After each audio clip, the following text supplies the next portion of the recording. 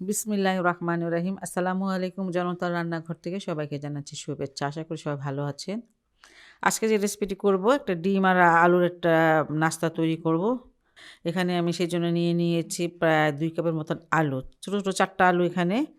স্বাদ অনুসারে দিয়ে দিলাম লবণ।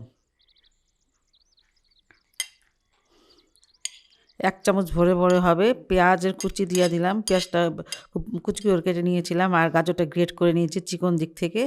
আপনারা কিন্তু ইচ্ছা করে এটার মধ্যে আরেকটু সবজি দিতে পারেন, যেমন বাঁধাকপিটা দিতে পারেন। ধনিয়া পাতা পছন্দ অনুসারে দিয়ে দিবেন, যতটুকু খান। আর না খেলে না দিবেন। আর এখানে একটা কাঁচামরিচ আছে, কাঁচামরিচটা বেশ বড়। এখানে চিলি ফ্লেক্স সেটা দিয়ে দিচ্ছি আধা চামচ। চাট মশলা সেটা দিয়ে দিচ্ছি আধা চামচ। গরম মশলাটা 1/4 চামচ। আপনারা ইচ্ছা করলে এখানে অন্য কোনো মশলা অ্যাড করতে পারেন, কিন্তু আমি অ্যাড করব না। যাই হোক, এটা আমি এখন মেখে নিচ্ছি। আলুটাকে সিদ্ধ করে গ্রেট করে নিয়েছিলাম। গ্রেট আমরা সবাই করতে পারি, এটা আর কি দেখাবো, এটা আর দেখালাম না। আলু ভর্তাটা আমার হয়ে গেল। এটা একটা ভর্তাই, যাই হোক। এখানে আমি 3টা সিদ্ধ ডিম নিয়ে নিয়েছি, 2টা কেটে রেখেছি, আরেকটা যে দেখাচ্ছি। এই মাঝামাঝি করে কেটে নেবেন আস্তে করে। এটা আপনারা কিছুতে রেখেও কাটতে পারেন, আমি হাতে রেখে সবগুলো কেটেছি। এই তো এমনভাবে কাটবেন যে কুসুমটা মানে ভেঙে না যায়, এই জন্য খুব একটু আস্তে করে কাটতে হবে। এই যে আমি অর্ধেক ডিম নিয়ে নিলাম, আর এই যে এর দিক থেকে আপনি ডিমের উপরে এই আলুটা দিবেন। মানে আমি ডিমটা কেটে অর্ধেক করে নিয়েছিলাম, আলু দিয়ে এটাকে আবার পুরা করে দিলাম। বাস এইটুকুই আপনি ঢাকবেন, এটা ঢাকা দরকার নেই। দেখতেও যেমন সুন্দর, খেতেও কিন্তু ভালো লাগে। যাই হোক, এই যে এমন করে নিব, ডিমের শেপ দিয়ে এই যে পুরা ডিমটা আবার করে নিলাম।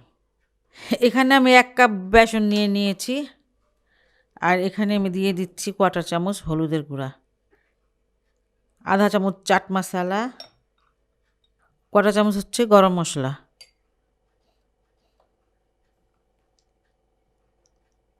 আর একটু লবণ দিয়ে দিচ্ছি।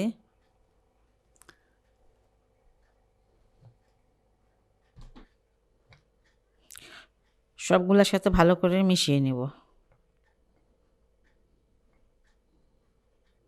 এখানে আধা চামচ দিয়ে দিলাম বেকিং পাউডার।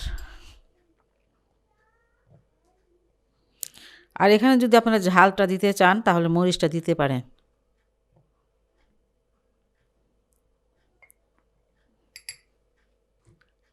আমি একটু একটু পানি দিয়ে এটা ভালো করে মানে ঘন একটা ব্যাটার বানাবো।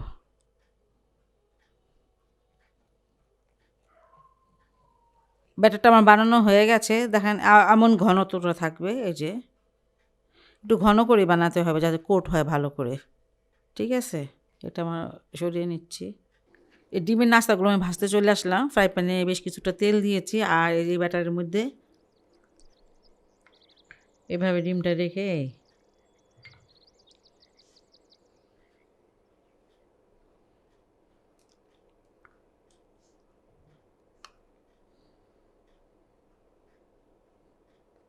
পুরো ডিমটাকে ঢেকে দিতে হবে।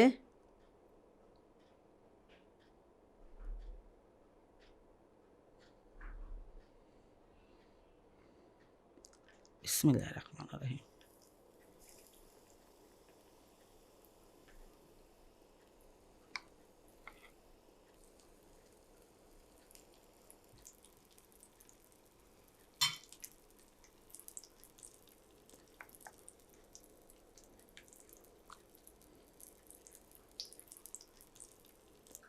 যে দিকটা আমি আলু দিয়েছি সেটা অবশ্য আমি নিচে দিয়েছি।